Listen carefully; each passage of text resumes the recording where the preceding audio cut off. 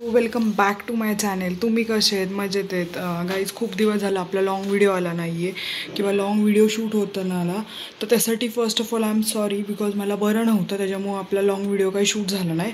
So त्याच्यामुळं आज मी long video shoot करते. आज मी काय खायला बनवते हेल्दी खाण्यासाठी ते तुम्हाला दाखवते.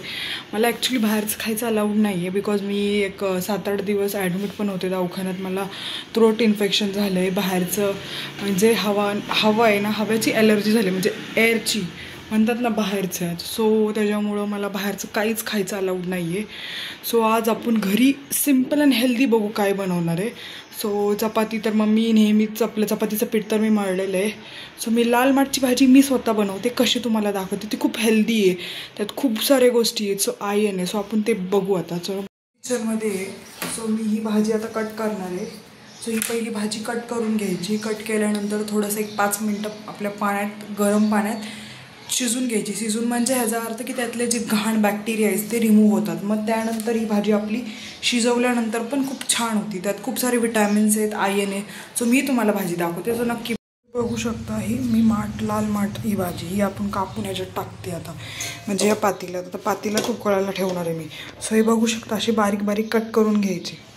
मी इथं ना बटाटे पण उकडून घेतलेले आहेत बारके बारके. सो तुम्ही गॅस करा मी बटाट्याचं पण काय करणार आहे.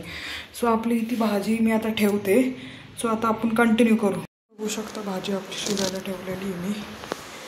तर ही भाजी शिजली 15 मिनटांनी आपण गॅस बंद करू. बघू शकता आपली भाजी शिजून घेतलेली. मी एका साईडला कढई ठेवली.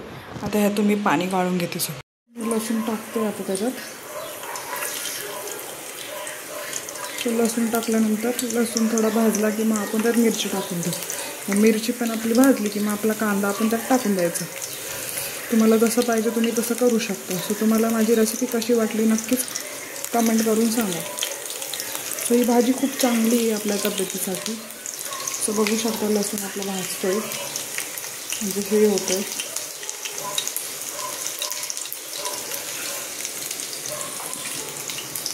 मिरची पण टाकते त्याच्यात. आता बारीक गॅस करते. बारीक मिरची टाकून घेतली. आपली मिरची पण चांगली हे झाली की आपण त्यात कांदा टाकून घेऊ. मी कांदाही टाकलेला आहे. तुम्ही बघू शकता. आपला कांदा थोडा लाल झाला की मग आपण भाजी टाकून घेऊ. लाल माठची भाजी तुम्हाला कशी वाटली नक्कीच कमेंट करून सांगा.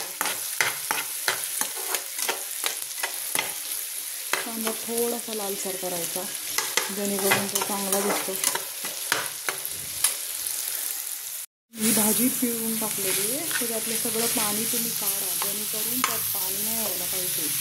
आणि मग ह्यात मीठ टाकायचं आवडीनुसार. तर आपली लाल माठ भाजी खाण्यासाठी तयार आहे. तर मी यातलं सगळं निथळलं आहे पाणी, आणि पाणी काढून मगच मी टाकलेले कढईमध्ये. तर तुम्ही पण त्यातलं पूर्ण पाणी निथळल्याशिवाय भाजी टाकू नका. पूर्ण पाणी पिळून टाका.